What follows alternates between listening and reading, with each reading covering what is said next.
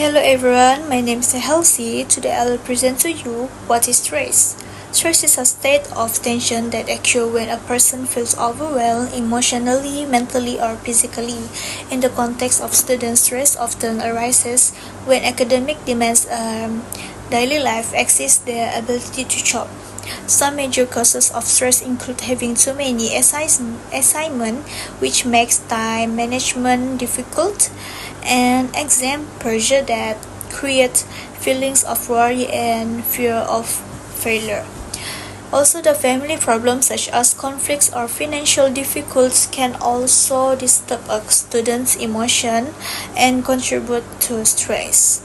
In addition, lack of sleep is a significant factor because it causes factor reduce focus and makes a person more easily stressed. Social relationship issues such as conflicts with friends or feeling excluded further add to the pressure students experience. All these factors show that stress is a common issue among students, but it must managed properly to ensure their emotional well-being and academic performance are not affected. Now I will explain how stress affects the brains, especially in students. When a student experiences stress, the body releases what we call stress hormones, such as cortisol. These hormones help the body respond to short-term challenge. However, it makes stress hormone remain at the high level for a long time period of they can negatively affect the brain's functions. First, stress can affect the part of the brain responsible for memory formation. When stress hormones are too high, students may find it difficult to remember information and struggle to store long-term memories. This makes it harder for them to recall what they have learned.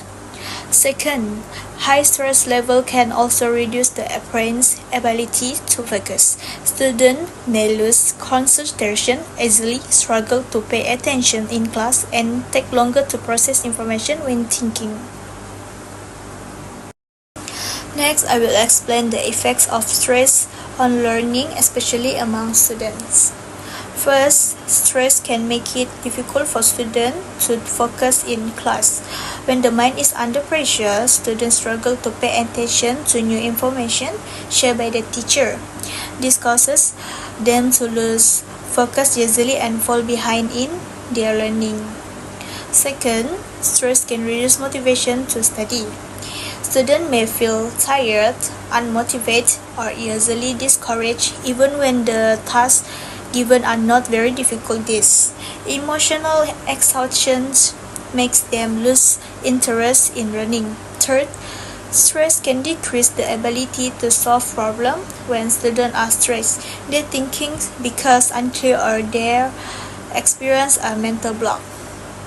This makes it harder for them to think critically and they make too longer to make decisions. Finally, prolonged stress can lead to a decline in academic performance. This is seen through lower test score, weaker assignment quality, and reduced class attendance. Hello everyone, my name is Robbie and I will be continuing this present. Next, I will explain the effects of stress on memory, especially among students. First, stress can make it difficult for students to memorize. When stress levels are high, the brain struggles to store information in long-term memory. As a result, what students learn does not stay in their mind. Second, stress can cause students to easily forget. The information that was just learned may disappear quickly because the brain is not functioning at its best. Third, stress can make students to struggle recall information. For example, during exam, stressed students often experience a blank mind, even though they just studied the topic beforehand. Finally, stress can slow down the learning process and the brain will become less efficient at processing information, causing students to take longer to understand topics or completing tasks. And now I will explain the two types of stress, which is positive stress and negative stress. Let's go for the first one. We have positive stress, also known as eustress. Positive stress is a mild form of pressure that actually helps us become more focused, motivated, and energized to complete tasks. For example, nervous before a presentation or exam can push students to prepare better and perform well. This type of stress is beneficial as long as it remains at manageable level. Next is negative stress or distress. Negative stress occurs when the pressure becomes too strong and difficult to control. It can make students feel overwhelmed, anxious, tired, or lose motivation. Negative stress also affects learning, disrupts our sleep, reduces our focus, and impacts our emotional well-being. If it continues for too long, it can be harmful to both mental and physical health.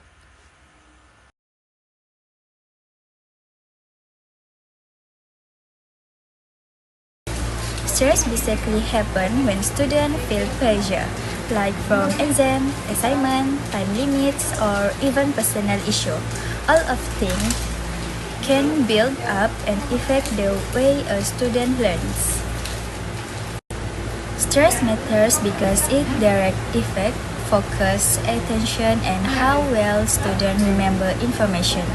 A small amount of stress can actually help students stay alert and motivated. But when the stress gets too much, that's when learning becomes harder. Students may struggle to pay attention, to process information, or to remember what they study. That's why stressed students often end up memorizing things without really understanding them. So this issue is important because it affects the overall quality of learning. For the psychological analysis, I explain a few theories that show how stress affects learning and memories. The first one is the Yerkes-Dodson law. This theory says that a moderate level of stress can improve performance, but too much stress will make performance drop. So a little bit of nervous because a taste can help you focus, but if you are overall stressed, you'll make blackout or forget that you study. That's why some students suddenly cannot recall answer during any exam even though they revise. Next is how stress affects the brain. There are two important parts, the hippocampus and the amygdala. The hippocampus helps with forming a new memories and understanding concepts. The amygdala controls emotion like fear and stress. When a student is very stressed, the amygdala becomes more active and the hippocampus becomes weaker. This makes it harder to understand things deeply. Students may end up memorizing facts without really getting the meaning. So, stress pushes them towards surface learning. Another theory is cognitive load theory. Our working memory is limited, meaning we can only handle a certain amount of information at one time. When students are stressed, their minds are filled with anxious thoughts, and this takes up space in their working memory. Because of that, they can process lessons properly. They might forget steps, misread questions, or make mistakes they usually wouldn't make. Lastly, stress also affects motivation through something called self-efficacy. This is basically a person's belief in their own ability. When students experience chronic stress, their confidence drops. They start feeling like they are not capable or that they will fail anyway. So they avoid difficult tasks, procrastinate, or give up easily. This shows that stress doesn't only affect thinking, it also affects a student's motivation to learn. Overall, all these theories show that stress impacts students in many ways: their thinking, their memory, and even how confident they feel in learning. That's why understanding stress is important in the psychology of teaching and learning. And its effect on learning and memory in students. First, time management and planning. Encourage students to make a regular study schedule. Students can break down large tests into smaller tests so as not to cause stress. In addition, students need to use prioritization techniques to focus on important tasks first. Second, students need to practice a healthy lifestyle, such as encouraging a balanced diet and getting enough sleep, because lack of sleep and unhealthy diet can affect memory. Students also need to limit their intake of caffeine or excess sugar, which can increase anxiety. Next, I will talk about the stress reduction technique. This part focuses on how we help students manage their stress in a healthy and positive way. In this section, we focus on helping students manage their stress in healthy ways. Students will be taught simple relaxation techniques such as deep breathing, meditation, and basic yoga. Besides that, physical activity like walking, jogging, or light exercise can help reduce their stress and make them feel more calm. We will also encourage students to take short breaks while studying so they do not feel too tired. Now, I will move on to the support system. This part explains how we provide support and help for students through different ways. We will build a strong support system for students.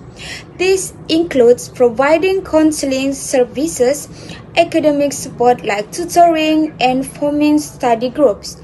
Students will also be encouraged to share their problems and feelings with their friends, family members, or trusted mentors. This is important so they do not feel alone and know that they will always have someone to support them.